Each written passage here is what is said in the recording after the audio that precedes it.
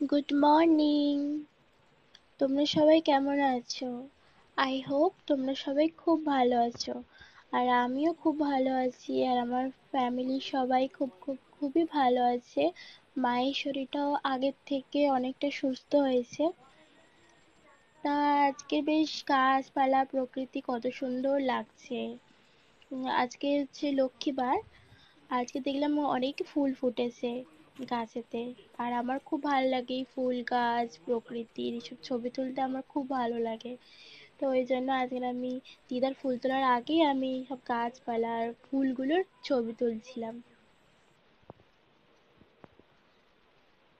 এখানে আমার দিদা সকাল সকাল উঠে, আমার দিদা সকাল সকাল উঠেই পুজো দিয়ে নেয়, ওই 8টার মধ্যেই পুজো দিয়ে নেয়। তো এখানে আমার দিদা পুজো দিচ্ছে। আর মাঝে মাঝে কিছু বলছিল, হয়তো শুনতে পাচ্ছি না, আস্তে আস্তে বলছিল তো ওই কারণে।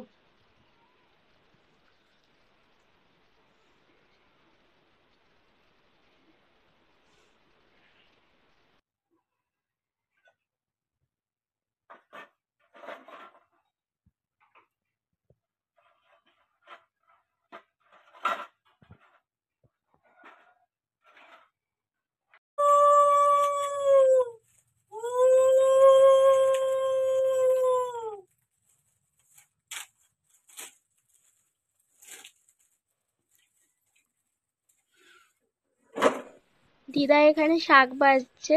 তো আজকে তো বললাম লক্ষ্মীবার, তো দেখো দিদা আজকে কি বলছে। ও দিদা কি করছো? ফুলকপি কাটছি। ফুলকপি দিয়ে আলু দিয়ে তরকারি হবে। আজকে বৃহস্পতিবার, নিরামিষ। আর লাল শাক ভাজা হবে, মেথি শাক ভাজা হবে। ওর মা রান্না করবে, আমি কেটে কুটে রাখলাম, ধুয়ে ধায়ে সব কেটে কুটে রাখলাম।